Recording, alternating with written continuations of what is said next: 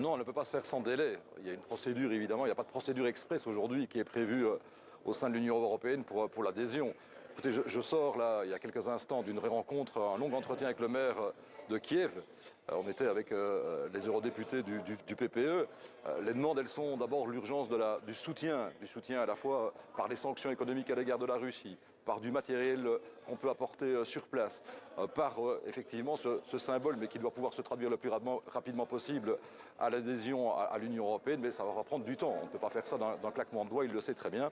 Et on est d'abord là pour soutenir effectivement dans tous les moyens qui sont disponibles. C'est ça aussi l'objet de notre rencontre cet après-midi au Parlement, de soutenir le peuple ukrainien par l'accueil des réfugiés, par les sanctions à la fois sur le plan économique et aussi le soutien militaire. Voilà les actions d'urgence. L'adhésion en tant que telle, elle prendra un certain temps puisqu'il y a des critères à observer pour pouvoir adhérer à l'Union européenne. Et puis il y a toute la question de l'extension de l'Union européenne qu'on a déjà eu comme débat par le passé. Mais je crois que c'était important de montrer ce symbole-là aussi, de dire que oui, nous voulons faire en sorte d'aller le plus rapidement possible vers ce soutien à l'Ukraine et ce partage au sein de l'Union européenne. Est-ce qu'on a une idée, malgré tout, du temps que prendrait cette adhésion ? Ça prendra plusieurs mois, plusieurs semaines ou plusieurs mois. Ça prend un certain temps. Comme je vous l'ai expliqué, aujourd'hui, les textes ne permettent pas d'adhérer comme ça du jour au lendemain à l'Union européenne.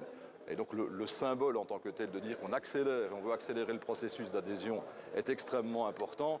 Mais n'oublions pas l'urgence, et l'urgence, elle se situe dans les différents leviers que nous avons pour agir. Et moi, je suis fier d'être européen, on ne le dit pas tous les jours, mais fier d'être européen. La réaction de l'Europe, en général, globalement, elle a été d'abord une réaction d'unité, de sanctions rapides, de réactions très fortes. Alors c'est souvent le cas, lorsqu'il y a des menaces extérieures, ça renforce l'unité d'un groupe, et aujourd'hui, plus que jamais, et on le sent au sein des différents groupes politiques du Parlement européen, cette unité et quelque part cette vue d'ensemble que nous avons et que nous partageons, en ce compris par rapport à une volonté d'accélérer le processus d'adhésion de l'Ukraine à l'Union européenne. Benoît Ludgen, on le voit pour le moment, et vous l'avez dit, une Europe unie face à la Russie. Mais il y a déjà une fissure, celle du président hongrois Viktor Orban, qui n'autorisera pas le transport d'armes vers l'Ukraine sur son territoire. Cette unité européenne peut-elle tenir ? Moi, je pense qu'elle peut tenir. Il y a effectivement cette fissure qui est dommage et dommageable, mais reconnaissons ces derniers jours, ces dernières heures, ces dernières même semaines, grâce aussi à l'action du président français. Je l'ai parfois combattu sur certains sujets, mais la reconnaissons qu'il a pris la main et qu'il a permis aussi de faire entendre une voix européenne unie. L'action de Charles Michel également, l'ensemble des responsables européens qui ont parlé d'une seule voix. Et je pense qu'on doit tenir effectivement dans cette unité. Un des dangers, et il n'est pas nouveau ce danger-là, on l'a sans doute insuffisamment appréhendé, c'est la volonté de Poutine et des Russes de nous diviser chaque jour.